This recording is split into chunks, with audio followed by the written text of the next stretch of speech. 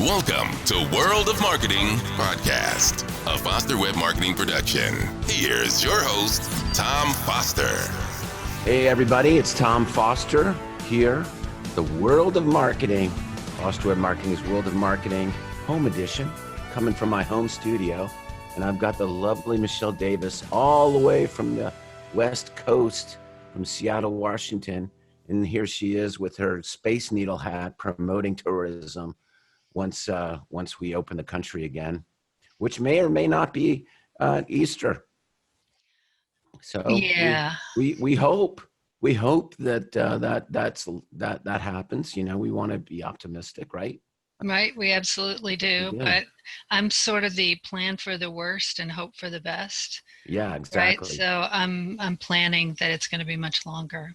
Well, I want to thank you for jumping on this call. You and I had a conversation yesterday, and you jumped on it pretty quick because you guys are doing a lot of great things.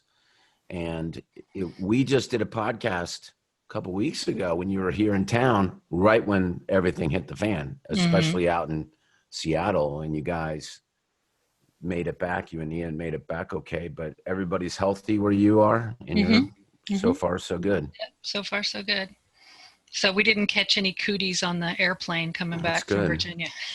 Well, I've had a couple clients that I've talked to that actually have something going on in their family, and our own Buster, Leslie, might have it, although we don't know for sure because there's no tests. Yeah. Even though people say otherwise, there really isn't easy access to getting tested. But if everything else is ruled out, then it's either a really bad cold or that. But she's getting better and on the mend. Good. I hope she's well. She's well. So, Mischelle, thank you so much for jumping on this podcast with me. We're going to be doing them every day as much as I can to inspire others out there that are, we're all kind of going through it, and we all need to hear some inspirational words. I've talked to firms that have pivoted, doing new and different things, or have seen no down. They're still very busy. And I've also talked to firms that have the opposite and have had to shut down operations pretty significantly. Yeah, I've seen the same thing. I've seen firms out here doing, there were firms here that, because we already had COVID for a while here, that shut down operations completely. Like there were firms that just closed, like we're permanently closed now. There were firms that laid everybody off, said, oh, they shut down. They just shut down. Shut down. So, oh my gosh. Yeah, one of our paralegals, the last firm she was at, which was I think a social security disability firm, she told me that I guess it was 2 weeks ago that they just shut down, closed forever. There's firms here that have laid everybody off, said collect unemployment, and then when it's all over, we'll rehire you. I've heard of firms that are doing reduced hours. I've heard all kinds of stuff. And then you told me yesterday about, like, I was blown away that some really, really big firms that are like multi-state advertiser firms are laying tons of people off and stopping all their advertising. Well, I think that's because of what you just said. They're going to do that and say go, unemployment, or I'm not sure what the various reasons are, but I'm sure that they have their reasons. So what are your thoughts are about that? Yeah, the thing that to me that's really weird about that is the existing case. So let's say that marketing Armageddon happens and you don't get any more cases. Your existing cases need to be handled. You have a responsibility to your clients to keep moving things forward. So, I'm technically not even an employee of Chris's firm. I'm just the wife, woman behind the man, wife that helps out. But I mean, it was never for a moment did Chris think that he was going to, like, full on right away lay people off, or I mean, because he wants the cases to keep moving, right? So if nothing else, wait, you just disappeared. Oh I no, there just you put are. up your Okay, you website. just put up Yeah. Chris's Just put website. it, Oh, so yeah. check out the Yes We're Open there, down there. Do you see Yeah. that? Yes, we're open. Yeah. Yeah. So That's good. yeah, so that just went up a few days ago. But I mean, first and foremost, your existing clients, he just wanted to make sure that he took care of them. And then we have, Chris has employees that have been with us for a long time Yeah. and who can't afford to not work, or, unemployment doesn't give you your full paycheck, right? I mean, it's a partial thing. So there's some of the long-term employees, like no Yeah. matter And what I don't think that happens, we'll people, take care of them. yeah, you want to take care, like we're going as long as we possibly can. I just talked to Buster. We've got money that can go for a while. And then of course, we're Buster, who is spent 30 years as a bureaucrat, knows how to operate. And this bailout for small businesses, he's getting everything ready to go for that. As soon as that opens up, we're in there. Yeah, As you guys should be, Yeah, right? Chris was Everybody, looking at that yeah. yesterday. Chris was So making calls yesterday, but luckily, the firm is really financially yeah, stable. I think what hearing about what other firms are doing kind of underlined for me was the suspicion that I've long had that so many firms just live on the margin, yeah. right? They're just barely holding on. And this confirmed that for me, especially to hear big firms doing that. Well, But what did you say yesterday when we were talking about, what when this happened, you guys were talking about what happened back in '08 mm, when you had the economic downturn. What was he saying? well, Chris remembered all the things that we did in '08. So in '08, um, he stopped the advertising. He pulled money out of the market. I mean, lots of things that when it was all over and the recovery happened, he really regretted having done those things. And so Right. he made the decision that, I mean, we're just like everybody, we're down in the market. I mean, way down. It's like, Right. right. So, but he's actually investing in the market instead of taking out, and we're investing in the business to keep to keep things going. And sure, there's fewer calls. I think it's going to rebound, right? Especially after a while, people have been home and they're running out of things to do. It's like, oh yeah, I've been meaning forever to call about that car accident. I think that's going to happen. I think right now everybody's just in a panic state, and so that's why the phones aren't ringing for some people. But Chris has got new clients this week, like calls that came in this week, when it's I don't know, a handful of calls per day, but good cases, and he's signing them Interesting. up. So it's not anywhere near the normal, but it's still But you said happening. that you're investing in more in advertising. You said you're going to do more television ads. You're going to be. I think Uh, so. We're looking at that. mhm.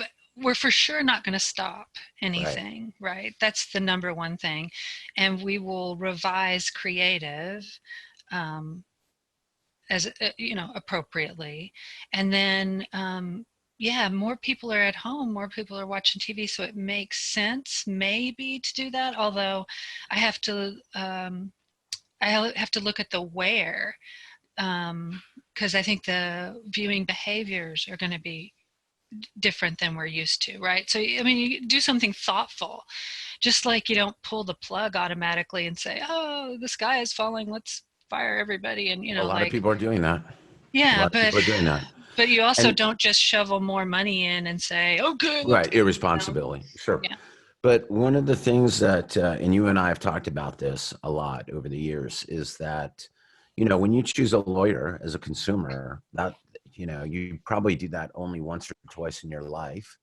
And that lawyer becomes your lawyer. And I like to say you're a lawyer for life. And I know that that's one of the taglines for Chris Russo that we have on his website, your lawyer for life, but it's true for everybody. And that's exactly, regardless of, I know that you guys specialize in personal injury, but as we talked about, Chris gets a lot of calls for a lot of different things, right? And he grew up here. He went to the University of Washington. He was in a fraternity there, and he spent all his professional career here. So he gets calls all the time for stuff that's not. And he refers these out to other people and whatnot. And so this is what I want lawyers to take away from this, is that just because your particular specialty, your niche might be personal injury, or it might be medical malpractice, or social security disability, or DUI, or criminal, or whatever. No matter what, you're still a lawyer to somebody. They don't categorize you. And so, especially this time, when we get through this, which we all will, it will be a different normal. It's not going back the way it was. Never does. Never does. Yeah, never does. But people are going to need their lawyers more than ever to navigate the new normal. If, the big bag of money comes out, which it looks like it's coming, and this business interruption insurance denial, for sure, it's going to be way harder to get, which was already hard enough as it is. Oh yeah. That's in the messaging now, as it was hard enough already, and it's going to be even harder. And the insurance companies are going to use this as an excuse. And so you need your lawyers. And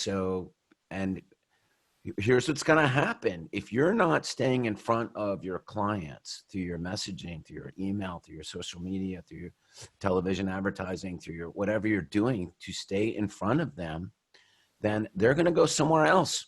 That's just the facts. And so you do not want to rest on your laurels, and especially because right now, like smart marketers like Mischelle Davis and Chris Davis are not sitting on their laurels. They are moving during this time. And so that you're never going to lose your positioning, where other law firms will be losing their positioning. So losing or gaining positioning, the positioning has to be different, right? You have to, in a way, it's like the conversation we had a few weeks ago about, remember when everybody did yellow pages or whatever. This is a huge, in my lifetime, when was the last time there was anything this big? 9/11. Right. And think about how Katrina. That changed the world. Right. Yeah. So, but Katrina was very geographically isolated. Sure. It changed. A lot of people were impacted by that, but something that impacted the whole country, that whether you were there or not, or knew anybody who was in the towers or not, you felt impacted. This is one of those big things, and it changes people's mindsets. It changes. Well, and one idea when you were talking a second ago that I had, I was like, oh man, if I was Dave Freeze, who, does estate planning stuff, oh my gosh, people are thinking about that right now. Exactly. They're thinking about what if I got sick? So I know there's I talked to a nurse at a hospital here the other day, and everybody in the hospital is asking them to do their, what do they call them? End of life directive, your living will. Yeah, right? Your living will. So, they're saying, hey, this is a big deal, and you're on the front line of this fight, and your parents are locked up, your grandparents are locked up in the nursing homes, right? And you're not able to go see them, and everybody's sitting at home. This is you're exactly right. So regardless of what area of practice you have, even if you're like Bob Battle, who's completely DUI, traffic hack guy, nobody's on the road, nobody's driving around drunk. So what is he going to do? Well, he's got a giant list. He's got a giant list of people that love him over all these years. There's no reason why he cannot email out and say, hey, how's your estate plan? Why don't you pull that bad boy out and dust that off, and let's take a look at Right. that. Or even if estate plans are so different for Bob. So I love doing these little case studies, right? I love this little It's brainstorm. not even that he has to do it, but he can Right. refer it But out he to can another refer law it firm. out, Right. or he could say, okay, well, what could I do? I could do these living wills. You know, how hard is a living will? But it needs to be notarized and blah, blah, blah. I can do that, right? So he could pick up something like that. Or you and I were yesterday talking about Molly Kenny, who's a divorce attorney here in Seattle. I texted her a few days ago and I'm like, girl, are you on this? Because there was a thing in the New York Times the other day that they're predicting more divorces when this is over. Like they've already seen that in other countries. Right. So this is the time to be on that. I mean, it may be harder for the traffic dependent or largely traffic dependent practices like drunk driving, you know, Bob, or, you know, car accidents or whatever. Or what about expungements for those people? Like now, like go after all those people and say, now let's go get your expungement done that you haven't done. There's a lot of people, they have time on their hands now.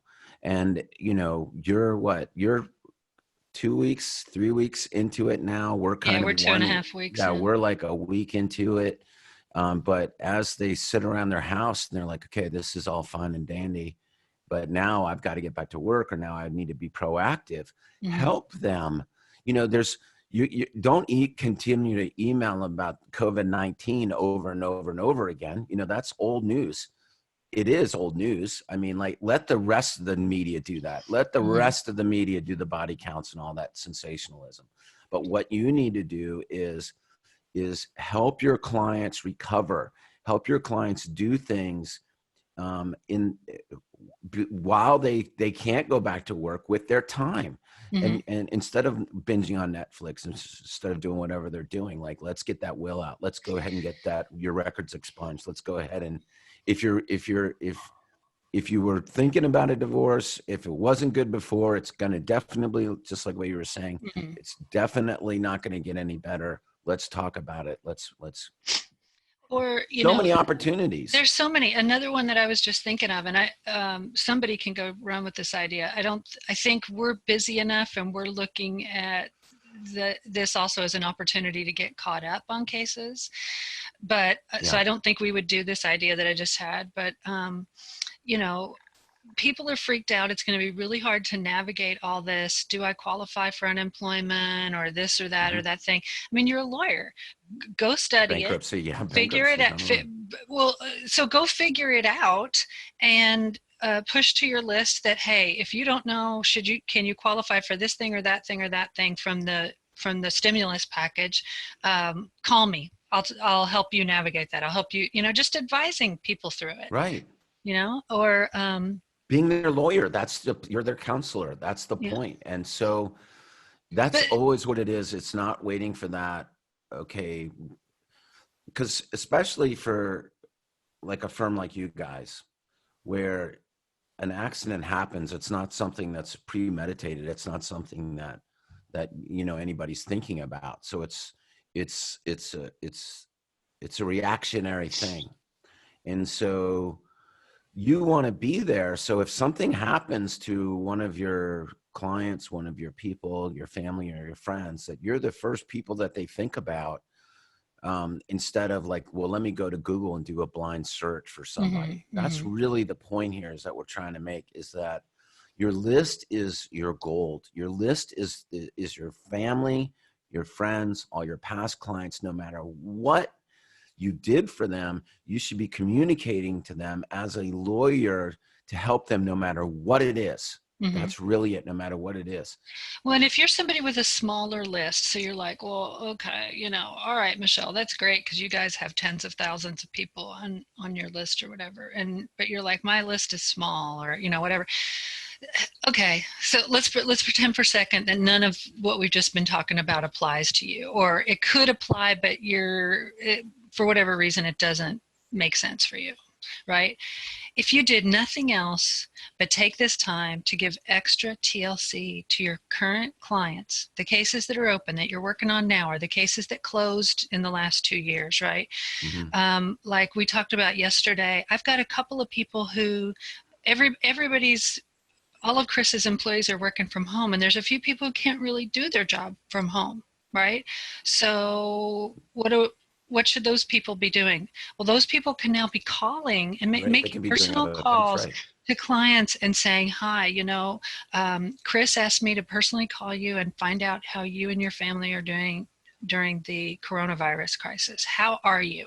And just have a real human to human relational Yeah. communication, right? You don't have to talk about their case, or I mean, you could have somebody call, hey, this is so and so, you've never How you talked to doing? me, How you I doing? can't talk to you about your case, I'm Right. sorry, but everybody who works on cases is still working on them, and Chris asked me to personally call you and just see how your family's doing. That means a lot But to people. it does. So if you have nothing else to do, if none of the other marketing things that you've been talking about for the last few minutes apply to whoever, right? If you did nothing but do a better job with the people that you have, the cases that you've got right now, that would be huge. That's the kind of thing that gets reviewed, 100%, right? because people buy from people they like and people work with people they like. Just on what you were just talking about, I'd like to go a little further on that, because I was just having a conversation with one of my doctors, and he's a podiatrist, and obviously, in order to make money, they have to have actual feet to manipulate. And Mm-hmm. so it's been very difficult for these types of businesses. And where he would normally see 20 to 30 patients a day, he's down to like 4 or 5 patients a day. And he's obviously worried, and he's a fantastic marketer. And he's reaching out to them, and he's still in good spirits, but he's like, I'm not sure how long I can do this way. And it's a great question, but that really is, well, you have to think differently. I And can so think of 10 you're things right now right. if I was married to a podiatrist that we'd be doing. What would Should you we do? talk about that? Yeah, give me some. I can think of so many things. So people are at home. So this could mean that they're walking less, or it could mean, like me, who I oftentimes don't have enough time to exercise, that I'm walking more, Right. right? Because it's the Yes. only way I Yeah. can get out of the house, Right. right? So using both of those scenarios and doing little videos or doing emails and sending things out to people, talking about, I don't know, stretches they could do, or okay, you're at home, what can you do? Like in Seattle, I'm leaving once a week. I'm going to the store, and by the way, I don't know what it's like where you are, but we've been handling this longer here. I went to the store last weekend. I went to do you have Trader Joe's where you are? Mhm. I went to a Trader Joe's. They were only allowing 12 customers into the store at a time, and they had tape out on the sidewalk that was 6 feet apart. So when you're standing in line waiting to get in, you're all. Now, why was I saying anything about that? Because you're talking about what I podiatrist, just what yeah, I if you're, just I yeah. just went off in another direction. Oh, Yeah. okay. Oh, I'm sorry. Did I break your concentration? But so once a week, I'm going to the store. So what can I do? I can pick up while I'm there. I can pick up Epsom salts and Yep. soak my feet. I can pick up. I probably already have loaded up on rubbing alcohol or peroxide. If you can find it. Maybe Yeah. if you can find it. Or That and toilet paper. what could I do at home for that foot soak for nail fungus or whatever? Oh, could I use apple cider vinegar or white vinegar, stuff you've already probably got in the house? Like just going through that. Okay, how are we going to get you and your feet feeling good through this? And staying in touch with them. And by the way, he's still open. He's an essential business, right? So he's Mm-hmm. not closed down. And if you're in enough pain, you're going to go see the doctor. Okay, Instead of, so I know right? exactly. Okay, so if you're still open your essential business, what should he do? He should be sending out an email saying, "Here is our safety protocol." Yes. Right. So like at Chris's office last week, I set up when clients were still coming in and employees were still there, because the governor in Washington just shut everything down a few days ago. But we were already pushing some clients home. But I set up a protocol. So, and I had signs up: when you walk in, you're going to do this. If you're a guest, you're going to do this. If you're a host, you're a staff member, you're going to do this. There was all these protocols and washing stations and extra, hand gel around and all this. So if you're a podiatrist and you've got people who need to come see you, but they're afraid, and by the way, they should legitimately be afraid of going out and catching it, then I would say, okay, well, send out a thing, or maybe probably a video. When you come in, we're going to have you do this. You're going to take your shoes off. You're going to do this. You're going to do that. We're going to put a gown on you. The staff member who's serving you is going to have gloves, a gown, and a mask. And hey, our homemade masks came from my wife, whatever that it is, to add a little flavor to it. But this is what we're going to do when you come for a visit to make sure that you and our staff members are safe and protected from COVID-19. That would be huge. If you don't say anything about it and you're a doctor, your patients are just going to be afraid to go in, right? Yeah. They're just going to be afraid. You're going to get what you ask for. Exactly. So, but if you say, these are what the things we're doing, you're not going to get within this amount of distance between any staff member. I will only be touching you and I'll be at your feet. We're putting a screen between, in your lap, between you and your feet, whatever it is, dream it up, right? I mean, God, that podiatrist. Yeah, I know. There's a lot of great things. Plus, a lot of them have supplements that they could be selling online. A lot of them have shoe stores that they could be selling. A lot of retail shoe stores are closed down. If you don't have a shoe store, you could partner up with the local shoe store and resell their stuff. I'd be sending you. By the way, when I visited you last week, among the great thing, or not last week, that was 3 weeks ago, I guess. One of the things you gave us for Foster Web Marketing, socks. Yeah, my God, if I was a podiatrist, I'd be sending out the socks. Right, that's another good idea. Right. So we went off a little bit on that one, but one of the things that's what we do. So yeah, and that was a lot of great stuff. And one of the things though because a lot of people are sitting around at home, a lot of staff, like you said, that, some of your people that they're not your intake people, maybe not be as busy as they normally would. Well, you're sitting at home. Why don't you, I know this might sound silly, but bake some cookies and send them out to your clients, right?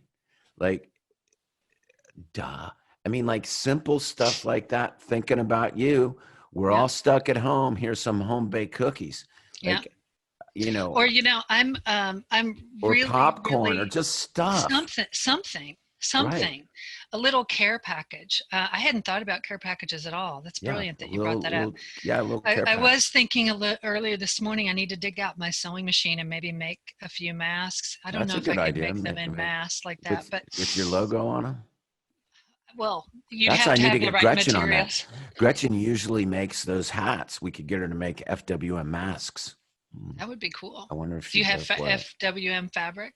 Ooh, actually, you know what? You can order on Amazon these sheets. That's a good idea. That run through the sheets that run through the own printer. Masks. Yeah. Mm-hmm.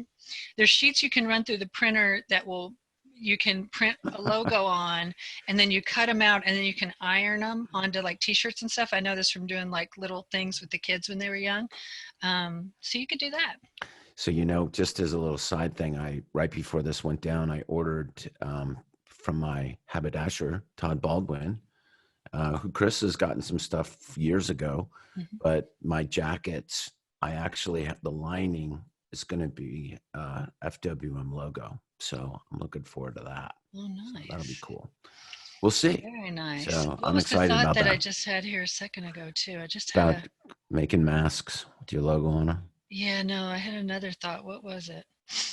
Too much. It's too much. There's just too many cool ideas. I mean, I think too that, by the way, as far back as I can remember, the most fun things are solving a problem. The most creative things, the most stimulating things are, let's solve a problem. And I think this is a MacGyver marketing moment, right? It so is. And you know what really frustrates me is hearing people just give up. It's really frustrating to hear, and I'm sorry, but it's true, When clients are just like, oh, we're not getting calls and everything's down. So we're just kind of like, they just give up. So there's three kinds of CEOs. One, they give up. They're scared to death. They're like, and they're just waiting to see what happens. Right. Mm-hmm. Two, they're ignorant. They're like, just pretending like it's not happening, and they're just not, it's a hoax or whatever. Three, they're doing what we're talking about. They are, hey, we got to pivot. We've got to do different things. We've got to think of different ways to market ourselves. We got to think of new businesses. Like right now, that's what we're taking the opportunity as FWM is going back and looking at, well, what kind of marketing services are we providing our clients? And we're going to be doing a lot of different things. There's going to be a lot of changes coming out of this company as a result of this, because I don't think that we offer enough diversity in our services to our clients. It's, pretty much relying on content and pay-per-click and, organic ranking, where we need to be more diverse. We need to have a lot more different things that we can, like the things that we're talking about. Simple email campaigns, shock and awe campaigns. There's things that I thought about after, we did that podcast when I was visiting you. And of course, it was way too long, by the way. I'm never good. No, not the podcast. I'm talking about the amount of time between visits, right? I don't think I'd been out there to see you. Podcast was a hit. People liked it. Oh, good. So, but, those long plane rides back to Seattle, then you always think of, Right.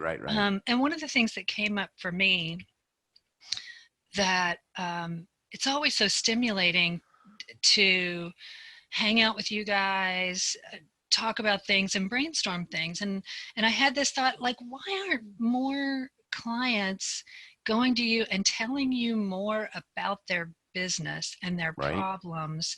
So, because, you talk to tons of law firms, deep into a lot of them.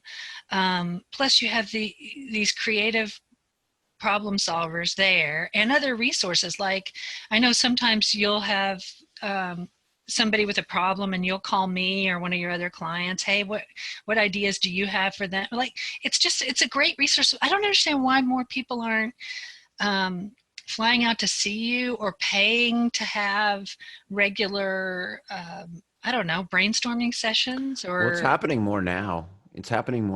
And I think that part of that is on me for not being more, like, not expressing or inviting more people to do it. But that's happening more now. And it's funny because, well, not funny, but, I texted you a couple days ago, how you doing? I really was interested to know what you're up to with all this, because you're a smart person. And, where other people are in the first or second CEO category, you're definitely in the third. And I know kind of where your head was going to be, but I was curious where Chris's head was going to be.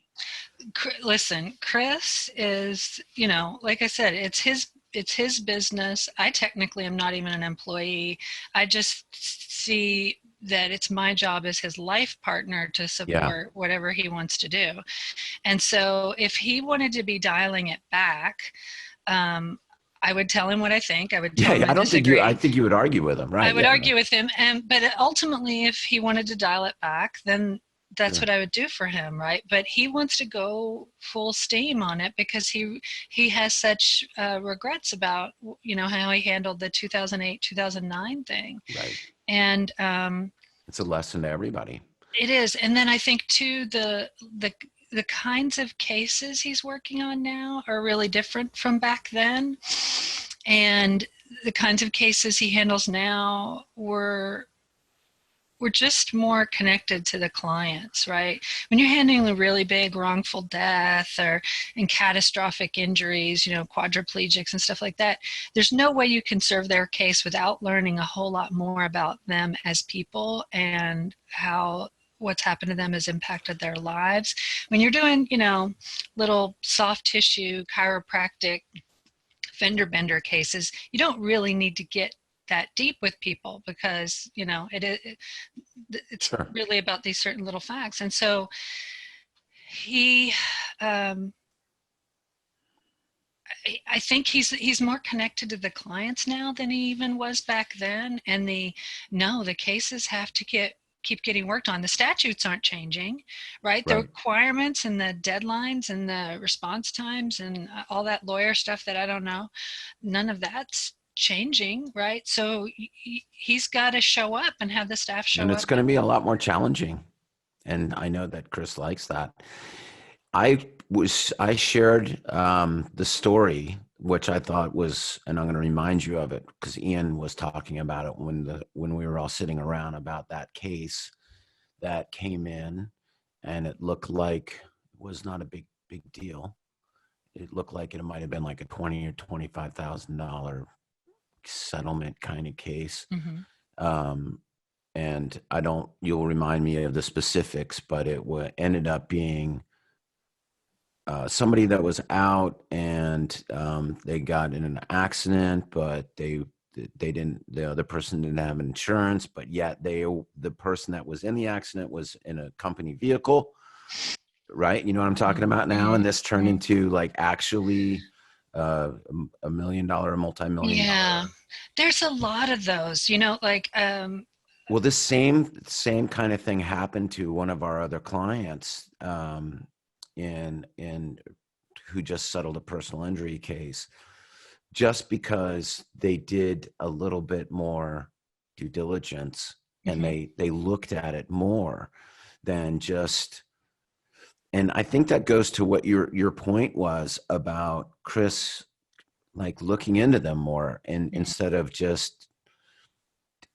I don't want to say that you guys were ever a mill, because you've never really been that way, but you might have not really looked at cases as much as you do perhaps now. Yeah. I think when insurance companies started really buckling down, like when I first started helping Chris in, what was that, 07 maybe, or 08, I don't know, yeah, somewhere around in there. There not as many cases were litigated, right? The insurance companies were more cooperative, but over time they've gotten more and more difficult to deal with, and so he's had to litigate more cases, file more lawsuits, and go to trial more. I know, and so as he started preparing more cases for trial, he started to see the value in preparing every case as if it was going to go to trial. So a case now that 10, 15 years ago, he might have not done a deep dive investigation into. He's doing that on every case now from the beginning, real deep dives. And there's a lot of, there's one from last year that I know, well, I can think of 2 or 3 from the last few years that when they came in, he was kind of on the fence about whether he wanted to take them, and they seemed really small. And then they turned out to be, big 7-figure cases. So, it took care of the client. Yeah, it took care of the client. There's that hidden umbrella policy, or that, right. Something about the defendant, and yeah, they were working at the time, they were in a work vehicle, or, something, stuff that sometimes isn't always apparent. Right. And on that, okay, so I'm going to take us into a little bit of a different track here to finish this up. But like those people, just to kind of get back to what can you do today? Those people that Chris has helped, that your firm has helped win or get a big bucket of money or get a settlement or whatever you want to call it, those people that you may or may not have just said, okay, here's your money, have a good day, see you later, here's a Christmas card every year or whatever. These actually are people that you have an opportunity to say, well, what did you invest that? Have you taken care of your estate plan? Did you make sure that that's just if something happens to you that your kids are taken care of, blah, et cetera, et cetera, et cetera. I'm not saying that you guys go off and do estate planning, but there are firms, and I know that you have relationships with the firms that do that you could easily make that part of the business, is that as once that they're through it, say, well, let me introduce you to my estate planning partner, or even some firms that have that in there, because I know firms that are already doing this, that have it all together. Right, or even if you don't go that far, even if you were just to, and we do this for a lot of the big cases, is because socially, Chris and I know people, right? Yeah. So like one of the regional vice presidents for Wells Fargo Bank, right? It was a neighbor of ours. So, some of those bigger cases, we're asking the question, and because these are people of limited means, limited educational background, this is the most money they'll ever see in their lives, even if it's a smaller case, right? Right. Tens of thousands instead of hundreds or millions. It's a lot of money. And so just asking the question, not everybody wants any help, but just saying, hey, would you like us to connect you to our banker or to our friend who's a banker, and, to talk about how to protect or invest your money, right? And if they want that, then we'll give them a name, we'll give them a card. I actually have a stack of like folders in the office to give people that the bank has given me, right? Just a little extra thing. So right now, like, I hadn't thought about this before, but this would be a good opportunity for us to email clients and say, yes. Hey, if you're worried, and you don't know if you should take your money out of the market, or you don't know if you should do this or you should do that, here's some names. We can connect you with this person or that person, right? I mean, yeah, it's easy to do. Staying in touch with them, 100%. Right. Well, those are all good. That's good stuff. Yeah. So I think, if people will look at it as an opportunity, even if for nothing else, for your own mental health. I cannot imagine if we were sitting around just ruminating over, is this the end of the business, right? Like, even if for no other reason, just for your own mental health and to give you something to do, don't stop marketing, right? Never Don't stop marketing. No. Ever. But that's what, isn't it true though, Mischelle? I mean, like, you and I have been marketers our whole lives, but it's true that when the chips are down, when things are tough, businesses always pull marketing first. Yes, that is the very, very first thing. The very first thing.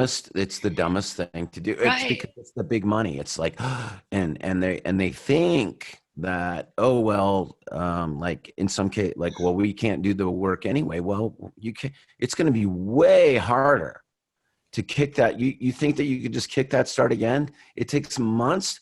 The marketing that you're doing now it will affect it in 2, 3, 4 months. Mm-hmm.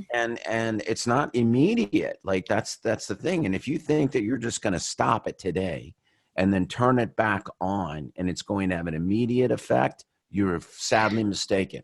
And there's going to be so many there's going to be the scams that are going to be coming out. The pay-per-click, the cost of pay-per-click is going to be insane. Oh my God. When we talked about that yesterday, oh my God. Yeah. I think by the end of this, I just don't know how much, I mean, we do very, very little pay-per-click anyway. But God, it's going to just be so expensive. Yeah. It's going to be insane. Everybody's doing that. Yeah. But when you were talking about people pulling the plug on marketing, the analogy I thought of is like, it's just, I don't know if the grocery stores are getting raided where you are, right? Oh, yeah. So, but what are people doing? They're going, we better get some food now because we're going to need food for later, right? That's what they're doing. What if we can't get out, right? So to unplug your marketing would be the equivalent of saying, let's clean out the refrigerator and put everything out on the street and let anybody come by and take it. Yeah. Right?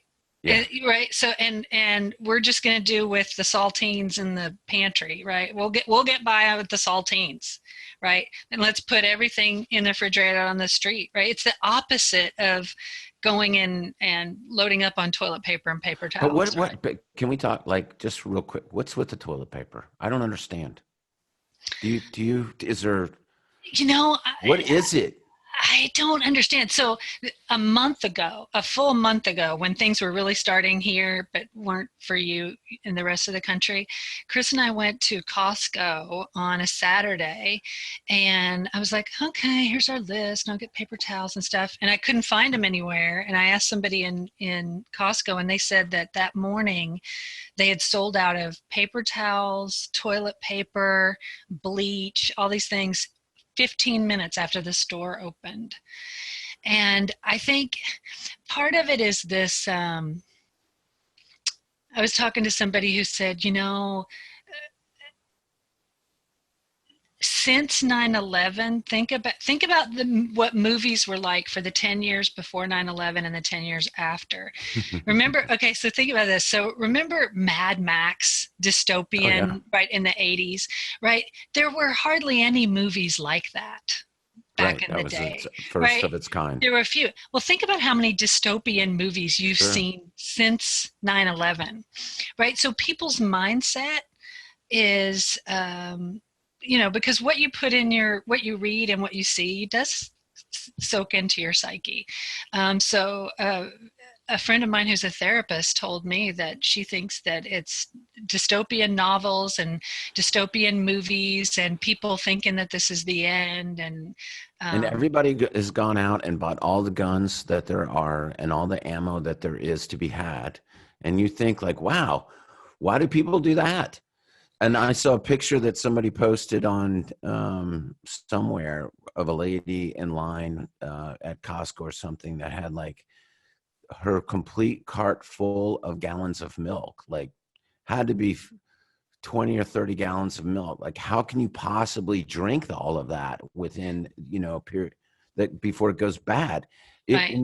And it's So, just and for weeks here, every store is you can only take 2 of the same item. yeah. So after that first surge, now you're not allowed to, I mean, you couldn't even go buy 2, I don't know, 2 salt shakers, like, or you can buy 2, but you can't buy 3, right?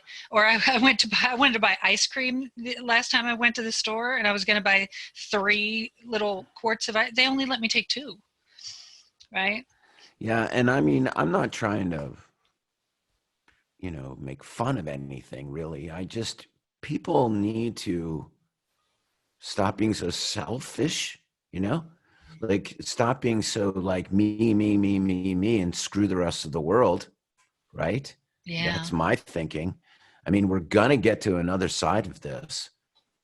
We have to get to the other side of this. There will be another side of this. And, man, we just got to get the along. more we band together, Yeah. the better it will be. The problem mentally or emotionally with that is when you're being asked to hunker down at home, so you're isolating. Yeah. Right. Unless you're really going the extra mile to try to connect with people, right? It's just easy to, have your wheels turn and everything comes within and it's all about you, right? It's sad, but it's sad. But Humans. Right. But think about this. Okay, so this is good that we went down this road, right? This is what you and I do, right? We get on the phone and then we're an hour and a half later but okay, so everything we've just talked about now with the toilet paper and why are people doing that? Well, as a marketer, you have to be able to identify with that. Mm-hmm. You have to sit down and think about why that is. It's fear. One of the biggest marketing message. I mean, this is why political is all fear-based, right? Oh my God, the body count. Exactly. So, I don't stop think reading the news. Stop reading the news. I don't think so much. we or any. I don't think any business will benefit from contributing to the doom and gloom, like Right. going like political ad style on the doom and gloom, but just being aware that that's where they're at, Mm-hmm. right? That people are afraid. And I mean, anybody who ever has to hire a lawyer is afraid. They pick up the phone because they're afraid. They're, you know, fear. Yeah. You and I have talked about this. It's fear. So now that fear is doubled, tripled, quadrupled, and that fear is not just them and, oh my gosh, my injuries, or whatever the thing. It extends out to everybody they know. Right. Everybody they know. I know people. I mean, maybe it's not happening where you are yet, but here, because by the way, we live like 2.5 miles from that nursing home in Washington that's the epicenter, right? Who are visiting people, waving through the windows. That's how they're relating to their loved ones now. Because you're not going to get you're not going to get grandma on FaceTime, right? Or I was talking about this nurse a little while ago. I know a nurse who her children are living with someone else through this.